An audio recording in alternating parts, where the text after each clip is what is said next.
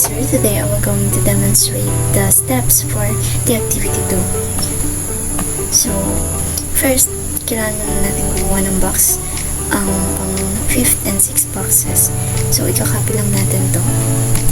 Type C for copy, enter, and then click mo yung midpoint niya. So, ang spacing niya is 2.5.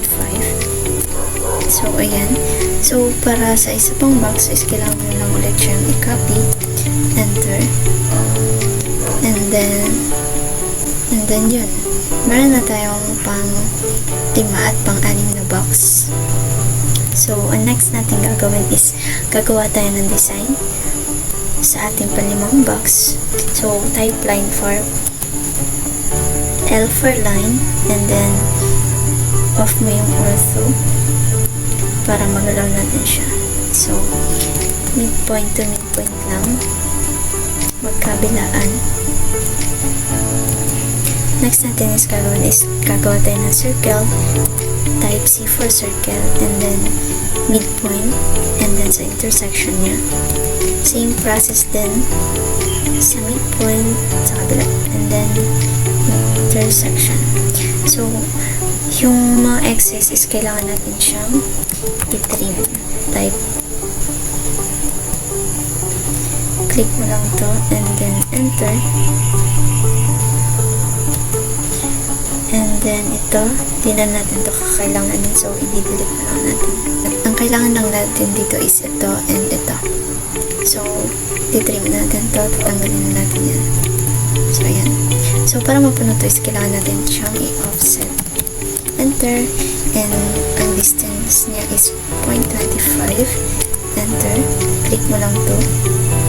And then, click multiple para mas mapadali ang pag-fill natin.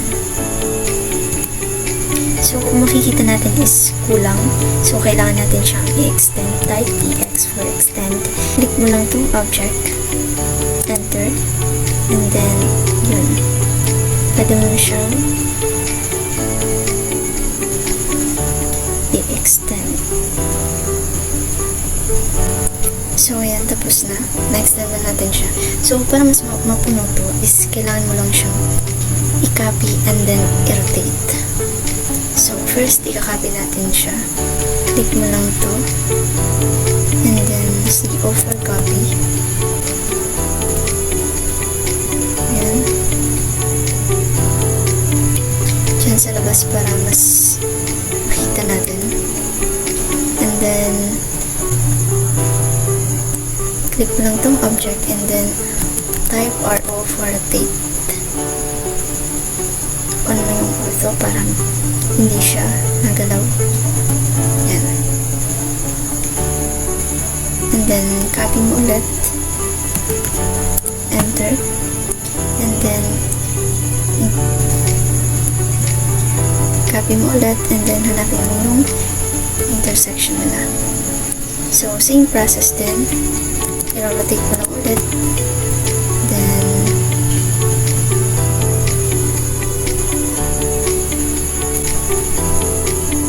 and then, ikakopy mo. Tsaka hanapin mo yung intersection nila.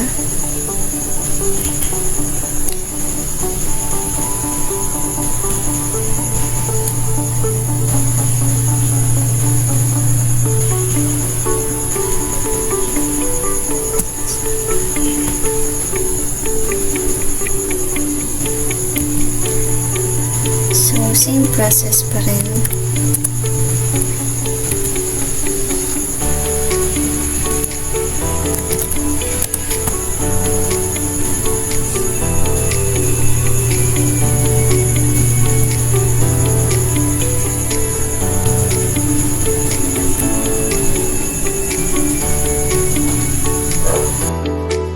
So, i-move na lang natin.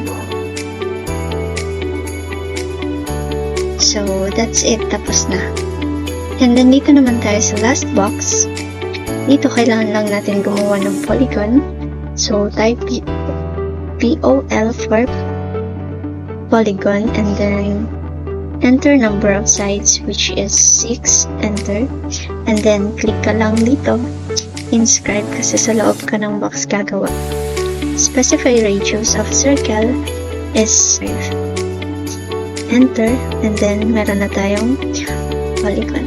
So, kailangan mo lang siyang i-move. Hawa. Click mo lang tong endpoint, is kung makikita mo sa intersection na siya. So, tama naman. And then, i-move mo left. Dito lang tayo sa midpoint. Then, that's it. So, para mapuno siya, is kailangan mo siyang i-copy. And then, click mo sa endpoint niya. And then, endpoint to endpoint lang lagi.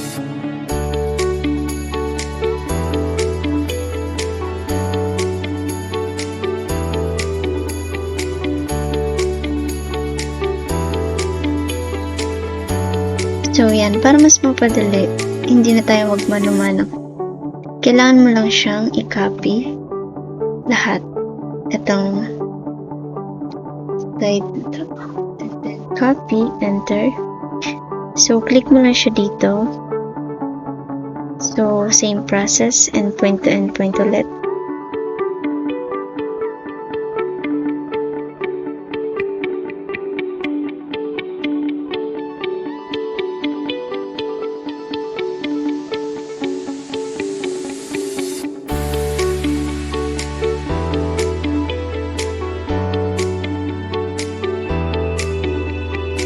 So, yun. Tapos na. So, ngayon naman is kailangan na natin i-trim yung sobra. So, type trim. Enter. Click mo lang tong box. Enter. And then, i-delete mo lang yung mga excess. So, yun. Ganun lang kadali. Palitan na lang natin siya ng color. So, i-zoom lang natin.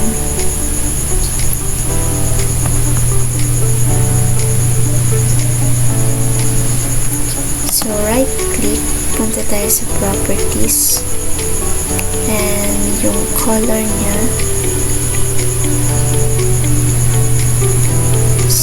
ito. Ikaw na bahala kung anong gusto mong kulay. Then, para mapalitan ng color, punta ka lang sa violet.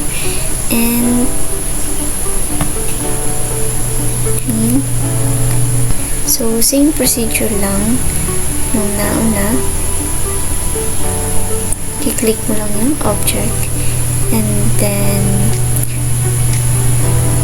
by layer, red, escape, and then, ito naman, by layer ulit, yellow. And then dito,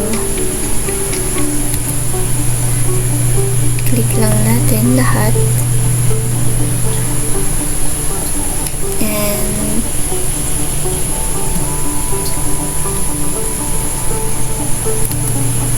so ito, color green na lang sila. Green.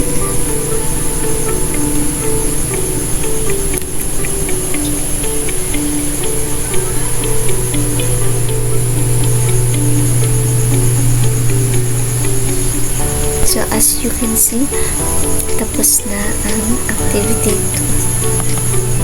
So, that's all for today po. So, thank you for watching.